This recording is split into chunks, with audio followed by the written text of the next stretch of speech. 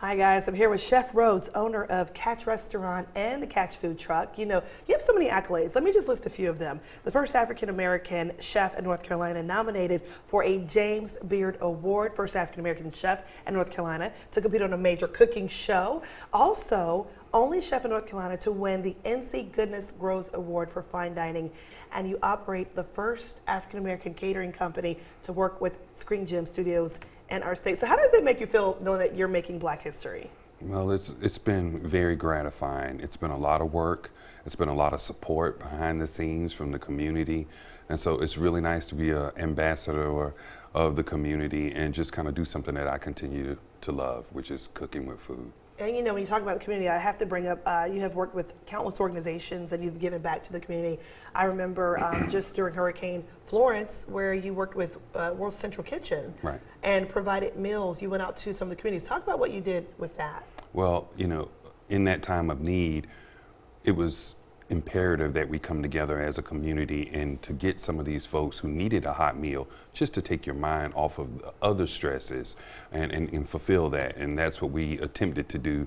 And not only myself, but a great group of chefs here in Wilmington, we came together for that particular effort. And so that was really good. We followed it right back up with the Chefs for Feds. We're doing the government shutdown and what have you, just providing lunch for folks that were being affected by that as well. And I remember during that time, I remember thinking there's not a lot of people doing stuff for federal workers. There's Coast Guard here. There's, you know, a lot of federal workers. And so when you teamed up with one of the other restaurants, I thought that's amazing to find another way to help people. With all the accolades that we mentioned and having a beautiful restaurant, nice restaurant, great food. How hard was it trying to, you know, were there any obstacles you had to overcome as African American, being the first to do all these things? Well, I think that a few of the obstacles, and just one mainly in the beginning, were people knew my food, but they didn't know me in the physical per se. And so when we finally branched out and we opened up a small open air kitchen,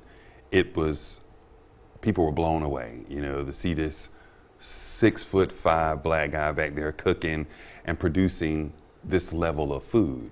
But we had been doing this for a very long time. And so I thought that was the beginning of a lot of what was going on with us and in the community. It takes a tremendous amount of discipline. It takes a tremendous amount of professionalism. And being a person of color, we are not immune to being slighted at times. But, you know, I think that those things are building blocks for character and for us. And I think these are challenges that make us stronger for those moments when we need to have that strength in the future. Along with a great support team, your wife, Angela. That's Rose right. was in the studio, your son. That's right. Also, Keith Jr. So just seeing what you guys are doing as a family and employing people, creating opportunities, setting an example. What's your legacy you'd like to leave behind? Well, my carbon footprint would like to be just a great guy who enjoyed food, but also loved his community. Wilmington is a great community. They've been really super supportive of everything that we've done. And what a great way to give back is to be able to continue in food. Well, Chef Rhodes, you are Black history. Right on, baby. All right. Well, coming up, Chef Rhodes is exploring the foods of the African American culture.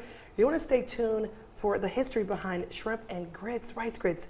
That's coming up with some recipes. Don't want to miss it.